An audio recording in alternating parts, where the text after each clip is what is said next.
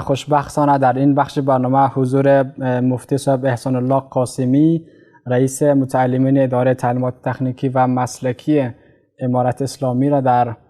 برنامه با خود داریم. در برنامه‌های قبلی هم که صحبت زیاد شد روی نمایشگاهی قرار است این اداره در تاریخ 27 این ماه تقریبا یک هفته بعد برگزار شود.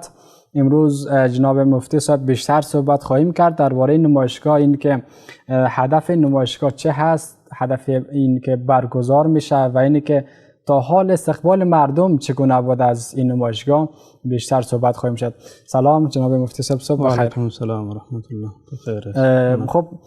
یک سری صحبت‌های مقدماتی درباره نمایشگاه در برنامه‌های قبلی ما داشتیم، مگر مستقیم روی بیایم که این نمایشگاهی که ایجاد شده هدف این نمایشگاه چی هست؟ نحمده و نصلی علی رسوله الکریم، اما بعد، بسم الله الرحمن الرحیم و فی ذلک فلیتنافس المتنافسون، صدق الله العلی العظیم. اول خو ستاسو څخه موږ ډیره مننه کوو چې موږ ته مو زمینه مساعده کړله او د دغه ملي نندارتونو په اړه باندې او د یو عظیم اجتماعي په اړه باندې چې موږ تاسو لرو د لا زیاتو توضیحاتو د ورکولو په اړه باندې موږ ته زمینه مساعده کړل، ډیره مننه. او په دوم کې باید زه داسې ووایم چې په افغانستان کې موږ تاسې ډېر استعدادونه لرو، خو متاسفانه هغه در خاورو لاندې دي. هغو ته مخکې وختو کې زمینه نه وه مساعده شوې تر څو دوی د خپل استعدادونه ښکاره کړي. د دغه نمایشګاه تر ټولو مهم هدف زموږ دا دی چې هغه کسان او هغه مخترعین چې ښه ابتکاري فکر او ذهن لري او موږ تاسې دلې په خپل مرکزونو کې لرو یا په مختلفو سکتورونو کې زموږ سره قرار لري، د دوی ته باید یو زمینه مساعده سي چې تر څو د دوی دا نوښتونه په کار واچول سي. که څه هم اوس به ممکن داسې ځینې ابتکارات به وي چې هغه به ډېر ابتدایي وي، خو انشاءالله یو وخت به داسې راسي چې د نړۍ په سطحه باندې به همدغه ابتکارات د افغانستان دپاره یو غټې لاسته راوړنې وي. د دې دپاره چې هیوادوال په دې خبر سي، دولتي سکتور، خصوصي سکتور او زموږ ټول هیوادوال، موږ تجاران او موږ ملي اشخاص چې په دې خبر چې موږ داسې شتمنۍ هم لرو، داسې ظرفیتونه موږ هم لرو په افغانستان کې، خو متاسفانه هغو ته توجه نه ده شوې. دوی چې هغه ته توجه وکړي، د دوی پر نوښتو باندې سرمایه ګذاري وکړي او دوی ته دا زمینه مساعده کړي چې دوی د خپل نوښت ته پرمختګ ورکړي او انکشاف ورکړي، نو دا به انشاءالله یو ډېره غټه لاسته راوړنه وي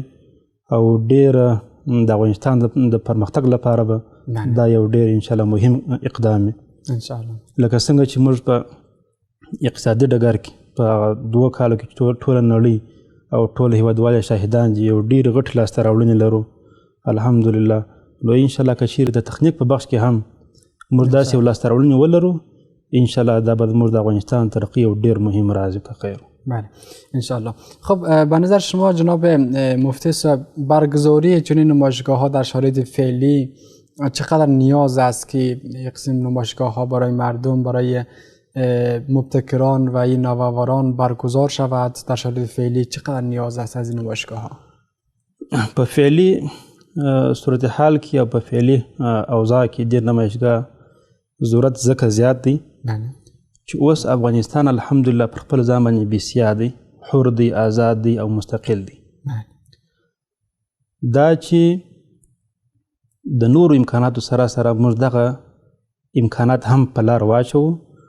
او د دولتي سکتور او خصوصي سکتور دې چې د توجه ډېره وکړي، نو انشاءالله موږ به په ډېرو مواردو کې موږ ښه لاسته راوړنې ولرو. لکه اوس مثلا د برق په بخش کې، یعنې حتی دغسې موږ نووران لرو چې هغه په ډېر کم مصرف باندې ډېر زیات برق ترلاسه کولی شي. همدارنګه د موټر په بخش کې تاسې مخکې لیدلي چې مثلا رضا احمدي د توسط سره چې موټر ترتیب شوی جوړ شوی په تخنیکي او مسلکي زده کړو په ورکشاپونو کې دغسې حتی په نظامي بخش کې ډېر داسې وسایل شته چې مثلا هغه ته موږ انکشاف ورکړو نو یو ډېر ښه حتی موږ رسېدلی شو دغسې موټر سایکل و د زراعت په بخش کې و حتی د هوایي ټرافیک په بخش کې یعنې موږ دغسې نوښتونه لرو چې که چیرې دې ته سمه سرمایه ګزاري وسي او سمه زمینه ورته مساعده شي نو دا به د افغانستان لپاره خپله د اشخاصو لپاره او زموږ تاسې د ټول د پرمختګ لپاره به دا یو ډېر غټ کار شوي ځکه افغانستان اوس په داسې حال کې قرار لري چې اوس دوی غواړي چې په هر بخش کې خپل تولیدات ترسره کړي. خب جناب قاسمی تا حال که یک سری کارهای نمایشگاه پیش رفته یک سری کارهای مقدماتی اشتراک کنندگانی که میآیند و میخواین به نمایشگاه اشتراک بکنن و غرفه بگیرن استقبال مردم چطور است؟ از نمایشگاه چقدر استقبال میکنن و چقدر راضی هستند تا حال؟ اصلا دغه شان نمایشگاه یا نندارتون په افغانستان کې د تخنیک په بخش کې د افغانستان په سطح باندې د تخنیکي او مسلکي ادارې تر چتر لاندې دا اولین ځل دی داسې نمایشګاه ترتیبیږي. د افغانستان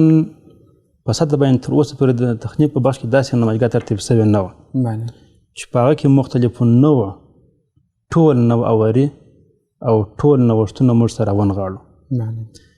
په دې بخش کې تقریبا موږ سره د 11 خپل د ښوونیز مراکزو نوآوران او دغسې په مجموع کې د 11 ولایتو نوآوران چې موږ سره راجمع کړي دي نو تقریبا د 80 شاوخوا موږ سره ثبت نام تر اوسه پورې شوی دی او دا چې اوس هم نندارتون ته یو څو ورځې نورې هم شته نور لا ثبت نام جریان لري خو په دې کې موږ دوی ته غرفې چې په نظر کې نیولي دي او کم امکانات او سهولتونه چې موږ دوی ته ورکوو د تګ و د راتګ مکمل مصارف دوی ته وړیا غرفې موږ په نظر کې نیولي دي دغسې د خوراک او د څښاک ترتیبونه او ټول هغه ضرورتونه چې دوی ورته لري د ځای ترتیب چې مناسب ځای دوی ته په نظر کې نیول شوی دا ټول سهولتونه موږ دوی ته ورکړي دي فقط د دې لپاره چې زموږ هیوادوال زموږ ملي تجاران او زموږ مربوطه هغه سکتورونه چې هغه په دې بخش باندې اړه لري هغه باید دې ته متوجه شي او د دوی دپاره دا یو زمینه مساعده شي چې کوم وړتیا دوی لري هغه دوی وویني دغه نتیجه باید دوی وویني او هیواد ته باید ګټه ورسید هم باید دوی ته ګټه ورسید. بله خب شما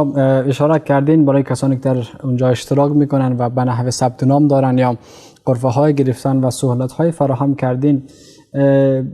و این که چقدر زمینه را برای جوانان فراهم بیشتر کردین که در این نمایشگاه شرکت کنن غرفه بگیرن و ثبت نام کنن سهولت های بیشتری که برای و افراد در نظر گرفته شده چی است؟ تر ټولو مهمه زمینه چې موږ دوی ته مساعده کړې هغه دا ده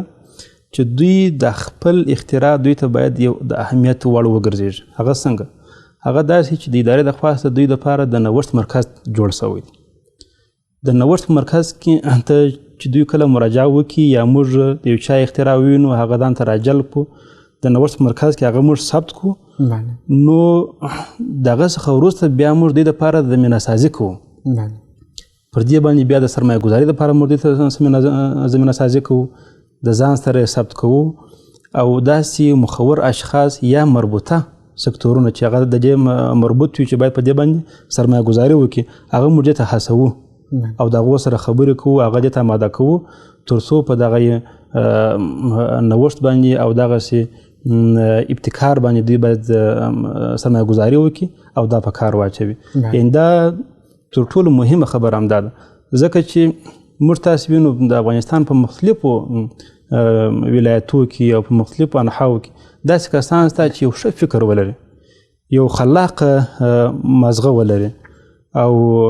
ښه علمیت ولري هغه ښه نوښتونه کولی هم شي یعنې ښه فکر هم کولی شي او یو ښه شی هم جوړولی شي خو متاسفانه هغو ته یو مرجع نه در معلومه چې چیرې باید ولاړ شي دوی باید د خپل اطلاع د چا سره ثبت کړي سرمایه ګزاران دوی باید څنګه جذب کړي حمایت کنن حمایه باید څوک وکړي ځکه یو ولسوالۍ ته یا ولایت مطلب د هر چا لاسرسی هم نه وي چې یو رسمي ادرس نه وي هلته ملي تجاران یا نور سرمایه ګزاران زړه هم نه ښه کوي نو دا چې د دوی دغه نوآوري موږ رسما د هیوادوالو ته وړاندې کړو او د هغه موږ تضمین وکړو او هغه موږ په یو ښه سم شکل باندې دوی ته وړاندې کړو نو بیا هر څوک زړه ښه کوي چې په دې باندې سرمایه ګزاري وکړي او دا بیا مخته انکشاف او پرمختګ وکړي نو د ټولو مهمه زمینه همدغه ده.